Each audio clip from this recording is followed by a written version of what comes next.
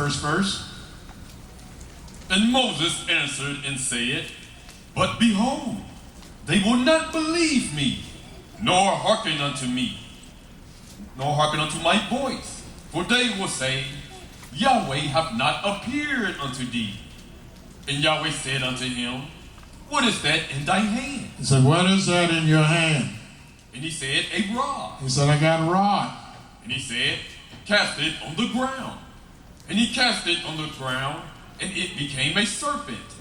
And Moses fled from before it. And Yahweh said unto Moses, Put forth thine hand, and take it by the tail. And he put forth his hand, and caught it, and it became a rod in his hand. I want you to read to the 8th verse. And it became a rod in his hand. Go ahead. That they may believe. And they will believe you when you see that this rod became a serpent. That Yahweh Elohim of their fathers, the Elohim of Abraham, the Elohim of Isaac, and the Elohim of Yaakov have appeared unto thee. And Yahweh said furthermore unto him, Put now thy hand into thy bosom. Put your hand into your bosom. And he put his hand into his bosom. Look, and I'm not even nearly as dark as Moses. He stuck his hand in his bosom. And when he took it out, behold, his hand was leprous as snow. It was white as snow. Now, if a white man had stuck his hand in the bosom and he brought it out white, would that be any miraculous feat? Even if his hand was a little lighter than his other flesh, nobody gonna pay that no attention. They'll just say, oh, he must have just had his hand in his pocket and it didn't get as burnt on the sun as much as every place else. But when he plucked his hand out, it was white as snow. What happened then? And he said, Put thy hand into thy bosom again. And so put it into your bosom again. And he put his hand into his bosom again, and plucked it out of his bosom, and behold, it was turned again as his other flesh. His hand turned again as his other flesh. And watch this. This is the words that kill you. And it shall come to pass if they will not believe. If they will not believe the serpent. If they will not believe and hearken unto the voice of the first sign, they will believe and hearken to the voice of the second sign. This second sign is greater than the first sign. Now, I'd be scared as a deacon if somebody dropped a rod and it came a snake, and they pick it up and it come a rod again. Well, y'all said, that ain't nothing, boy. Stick your hand in the bosom. And when it pulled it out, it was white. And he said, put it in your bosom again. And when he did, it became as his other flesh. And he said, if they will not believe, nor, what was the word said? He said, verse 8. In verse 8, it says, and it shall come to pass, if they will not believe thee, nor hearken to the voice of the first sign, they will believe the voice of the latter sign.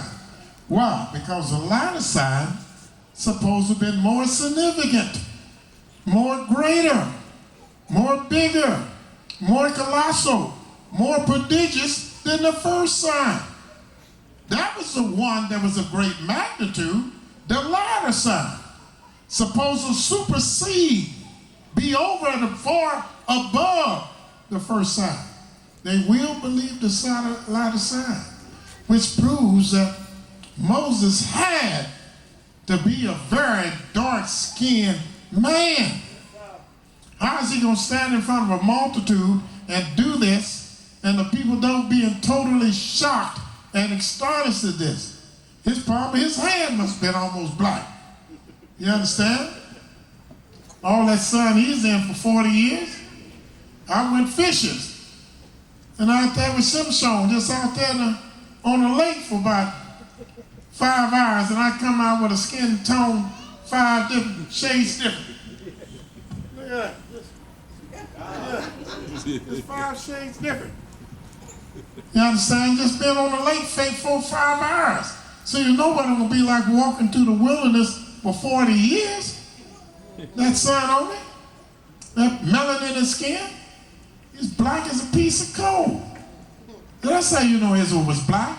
Because a white man could not have done this and it be thought of as a great act of divine origin. It could not have been. It would have been of no great feat, no great magnitude. You understand? Only if you were black. Now, who's the darkest man in here?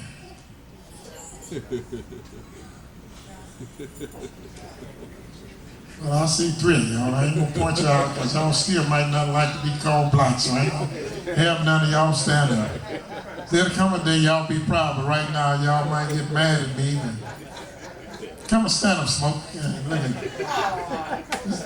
you. See, get mad. I call him Smoke. No, that should be a compliment. He's still scared to stand up. All right. Y'all ain't grown that much right now, so we ain't gonna do that. Let's go home, put your not Novocaine cream on, and try to get right. Is our 30 minutes up, son? 25. All right. So you can see that this is a great feat. A great feat. Now, what's another great sign that will prove beyond a shadow of a doubt? Y'all give it to me that Israel is a black nation. Yes? Job 30 and 30. Job 30 and 30. Look what it says here.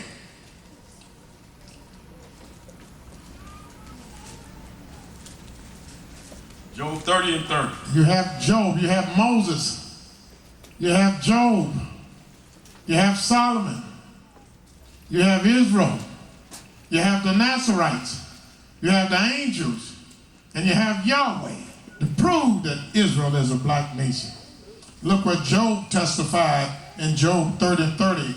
He said, my skin is black upon me, and my bones are burned with heat. Is that what it says? Read it.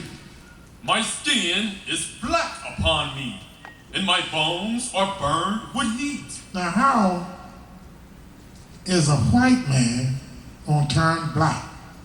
Here, Job saying, my skin is black upon me, and my bones are burned with heat. Well, maybe they turned black. Well, let's go to Jeremiah 12th chapter and prove and see if they turned black.